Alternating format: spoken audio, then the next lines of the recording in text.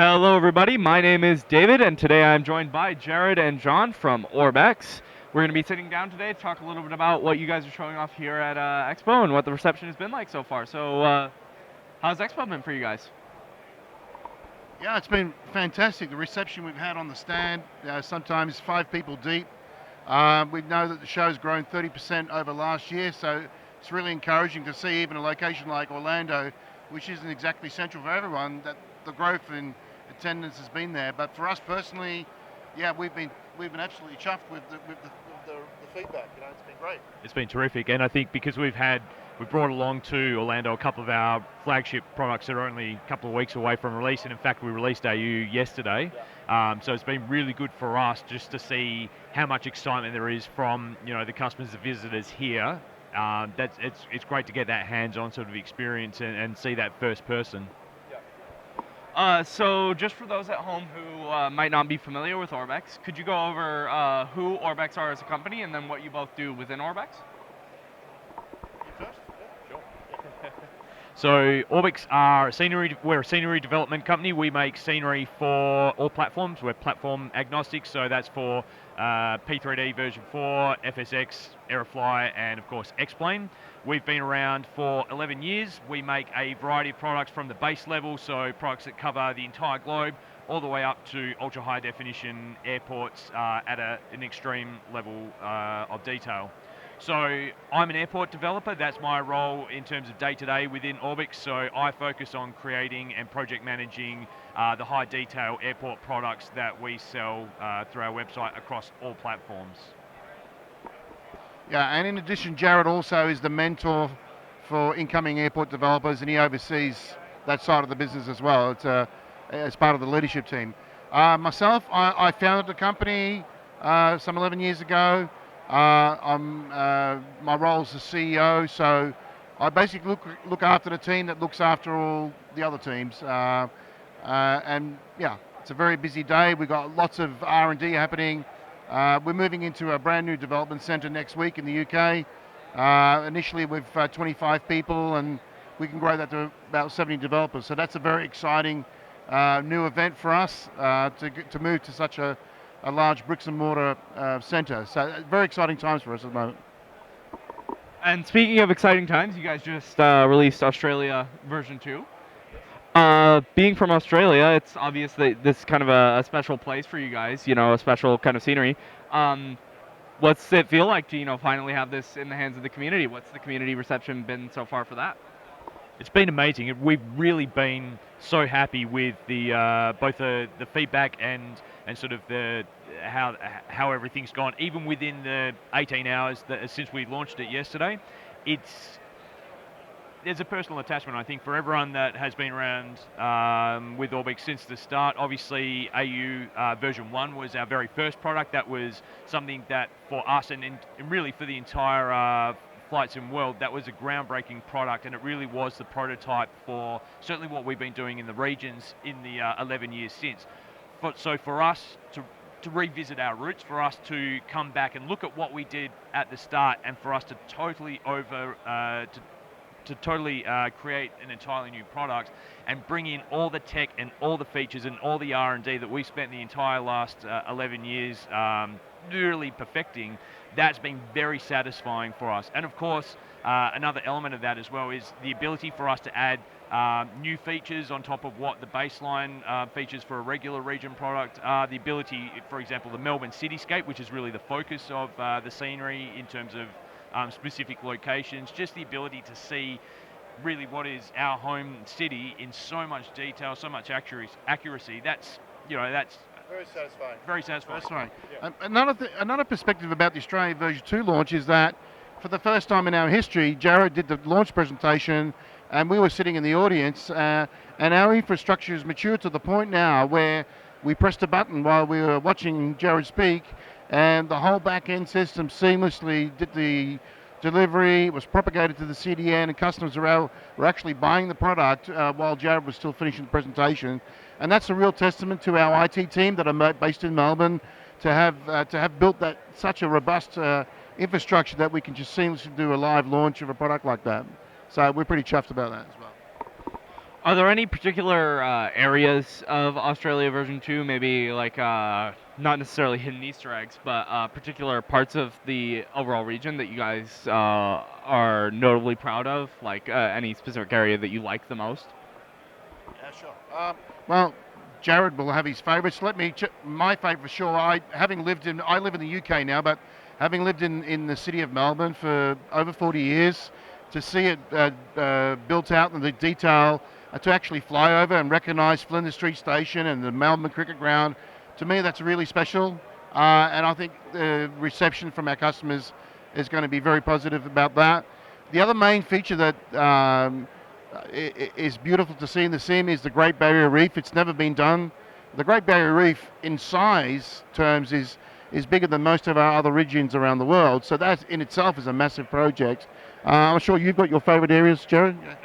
Well, I live on the west coast, so I'm in Perth, so obviously I have a little bit of bias to that side. But yeah, I agree. The Great Barrier Reef, Melbourne, they're really some of the key features. But even just areas in the outback, we've spent a lot of effort covering a lot of large scope geographical features in photoreels. So you're looking at things like the really large salt lakes, the open mines, those kinds of things are features which we haven't done on a scale of this size for any of our region products in the past.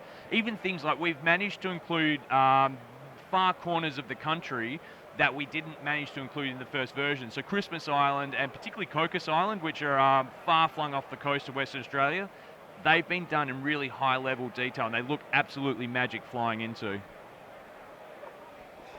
The other big product that you guys are showing at the moment, aside from Australia version 2, and that's getting the community excited, is True Earth Washington. Can you speak a little bit to the importance of True Earth in your future lineup? Yeah, I can do that. True Earth is something that started out as a technical demo about 14 months ago now, and we chose to do it for the Netherlands, and we thought, how are the customers going to receive this? For the first time, Orbx is moving away from land class-based scenery that we're famous for. It's a small download, it's a small footprint, but it gives you about 85% enough of the detail for VFR and flying by chart. So it was a toe in the water. Well, I can tell you now, the reception we got to the Netherlands was phenomenal, absolutely phenomenal, and people were saying, I want to see other parts of the world done. So we did Great Britain in 3 stages, absolutely best-selling products for us. Without giving you specifics, the True Earth series have sold more units more quickly than a lot of our older land class products have taken 10 years to get to that same level of sales penetration. So the community wants it, they love it. There's a few naysayers out there saying, I don't have enough solid state drives or disk space. Well, we know the price of disk is coming down. So that technical limitation, I think the customers are dealing with that and buying themselves a lot more disk space. In terms of Washington, we wanted to do Pacific Northwest as it was in our legacy.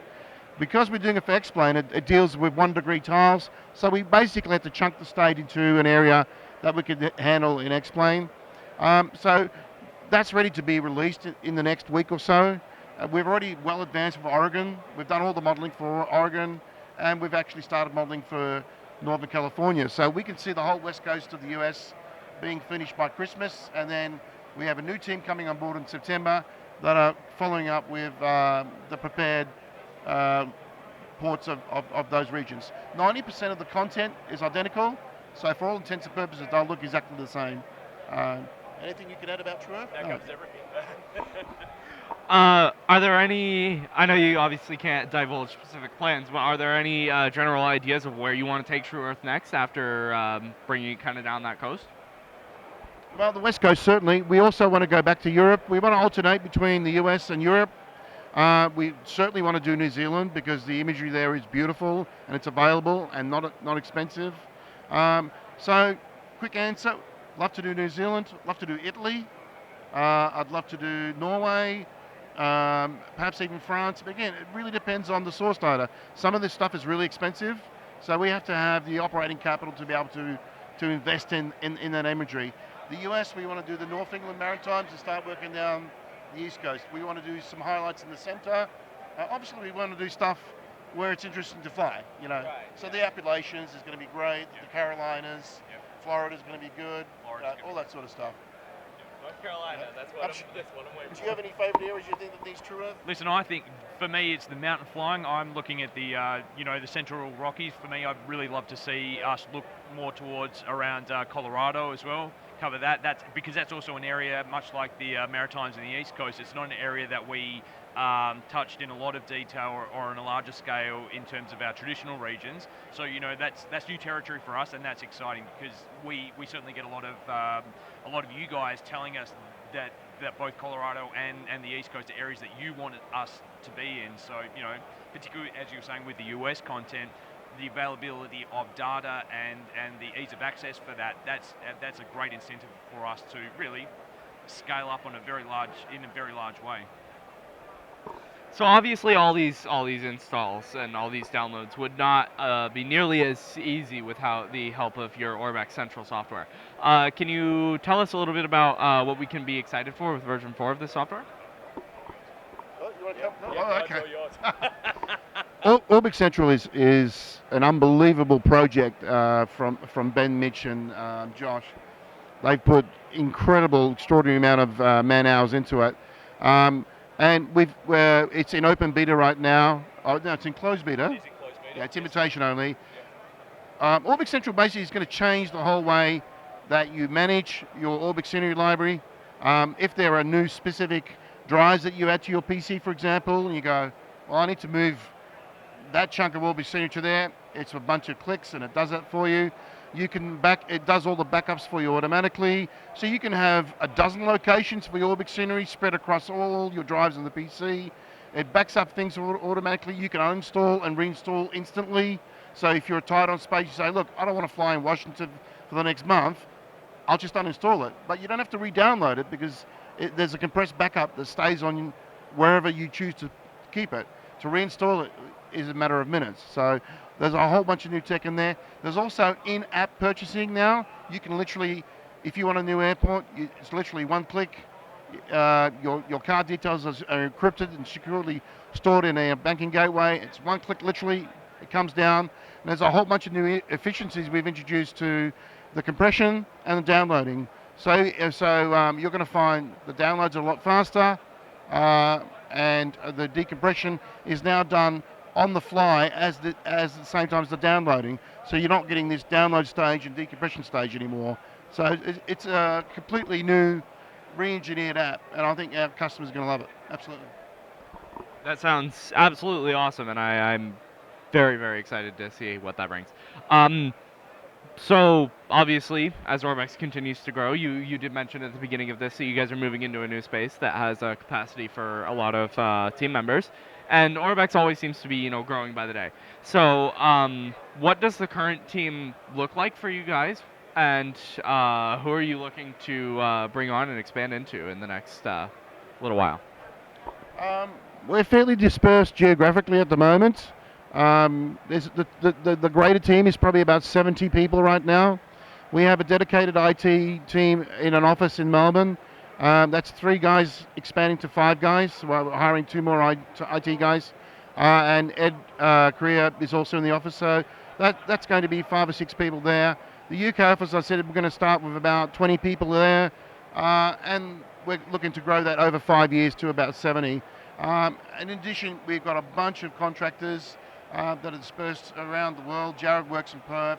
We've got people in the US, Switzerland, Italy, Germany. And we can see the team as a whole around about the 100 people mark within 2 or 3 years. So we're doing rapid expansion because we want to increase the output of the True Earth products and increase the number of airports that we're doing. The demand from the customer base is there, so we're just ramping up to try to meet the demand. Anything you can add to that? No, I was just going to say the ramping up is really important because we've known for a long time exactly what we want to create. We have a strong vision of what we want that to be. It's just making sure that we have the capability and the expertise to be able to do that on the scale that we want to do it. So that's quite amazing, yeah, actually, to get a developer that big, yeah. Why is it important for you guys as a development studio to really focus on these concurrent explain and prepare developments and dedicate a lot of these resources towards making sure that products are really mostly available for both. Because that's what our customers want. That's what we want. We're sim agnostic. We want all our content across all the platforms available for all our users to have, and basically we just want to get that done as quickly as we're able to. And certainly for over the last couple of years, where we have moved towards other platforms after being fairly much a one-stop shop for a long time. We have a large back catalogue of content that was originally created for the ESP platforms, and obviously that's a really large investment for us to be porting over to the other platforms from there. But what we're able to do looking forward, which is really exciting, is that the workflows that we're doing for our current products, so we're talking about the True Earth, but also our airports that we're creating in-house. What we're being able to do is really rationalise the workflow so that we're creating airports that are ready to go. Whatever tree branch that we want to go in terms of platforms, is going to be able to be done almost at exactly the same time. So rather than spending 50% of a project porting to different platforms, we're looking at 85, 90, 95% of the projects having commonality in terms of development, and obviously that means it's great for us, but more importantly it's great for you guys because we're able to get this content out for all the platforms in a much more efficient way. Is there anything you want to add to that? Yeah, it was basically, when we announce a product on our Facebook page, we want to basically stop the comments, what about my platform? It's like we want to be able to say, here it is. Which platform are you flying? It's available for these. So whilst we may not get to absolute day one concurrency, we're looking at doing it, the worst case, 5 days to a week apart, And it's just logistics around that dictates that sort of time frame. So we actually got a couple of Twitch questions from the audience that have come in during the interview. One of them, funnily enough, asking, would Orbx plan to bring Australia version 2 to X-Plane? That is probably it's a project too large because True Earth, as you know, is basically author imagery. Author imagery for Australia is not available like it is for the US, where you can go to the USGS service or an AAP service, download it, recolor it. You just don't have that luxury for Australia. So what our focus will be is we're going to be doing cityscapes and a large photoreal area around each city so that you can do city-to-city hops in X-Plane and sort of achieve near enough to a seamless experience that way. Yeah. All right, and then the final question from our viewers. Riambert93 asks, will Orbx ever make an airplane one day? Well, we actually did back in the day. 9 years ago? Yeah. Yep. We did a Lancer and we did vans. Yeah. It's not our core business. I think there are so many great development teams out there and studios that are making great aircraft that we're fans of. I think it's best that we stick to our core competency, which is scenery and airports. So thank you very much for sitting down with us today. For those of you at the Expo, be sure to check out the Orbx booth. They're showing off some great stuff. For those of you at home, visit Orbx online. They've got some great scenery products. Thank you so much for joining us today, and we hope to see you again soon. Great. Thank you. Thank you. Cheers.